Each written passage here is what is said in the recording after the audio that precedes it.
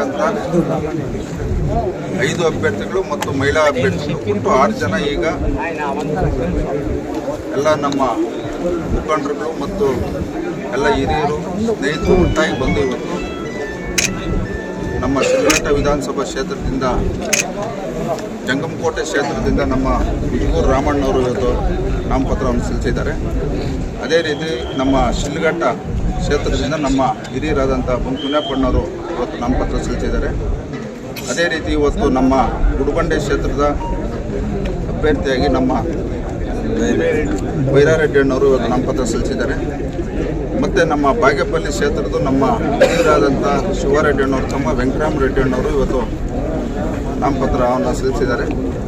ನಮ್ಮ ಚೇಳೂರು ಕ್ಷೇತ್ರಕ್ಕೆ ಸಂಬಂಧಪಟ್ಟಂತೆ ಇವತ್ತು ನಮ್ಮ ಮುಖಂಡರಾದಂಥ ಎನ್ ವಿ ಶ್ರೀರಾಮರೆಡ್ಡಿಯಣ್ಣವರು ಮತ್ತು ಕೃಷ್ಣಾರೆಡ್ಡಿಯಣ್ಣವರು ಇಬ್ಬರು ನಾಮಪತ್ರ ಸಲ್ಲಿಸಿದ್ದಾರೆ. ಇವತ್ತು ಇದು ನಾಮಪತ್ರ ಸಲ್ಲಿಸಿರ್ತಕ್ಕಂಥದ್ದು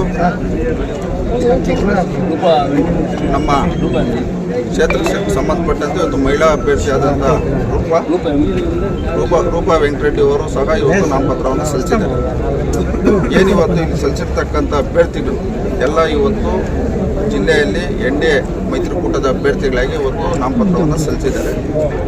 ಮುಂದೆ ಈ ಒಂದು ಚುನಾವಣೆ ದಿನಾಂಕ 1/2/2026 ನಡೆಯಲಿದ್ದು ಇವತ್ತು ಈ ಜಿಲ್ಲೆಯಲ್ಲಿ ಏನಿರ್ತಕ್ಕಂಥ ಹಾಲು ಉತ್ಪಾದಕ ಸಹಕಾರ ಸಂಘದ ಅಧ್ಯಕ್ಷರು ಮತ್ತು ಇರ್ತಕ್ಕಂಥ ಡೆಲಿಗೇಟ್ಗಳು ನಮ್ಮ ಅಭ್ಯರ್ಥಿಗಳಿಗೆ ಆಶೀರ್ವಾದ ಮಾಡಿ ಈ ಒಂದು ಚುನಾವಣೆಯಲ್ಲಿ ಅವ್ರನ್ನ ಜಯಶೀಲರನ್ನಾಗಿ ಮಾಡಬೇಕಂತೇಳಿ ನಮ್ಮ ಮಾಧ್ಯಮಗಳ ಮುಖೇನ ಎಲ್ರಿಗೂ ನಾನು ಮನವಿಯನ್ನು ಮಾಡ್ತಾಯಿದ್ದೀನಿ.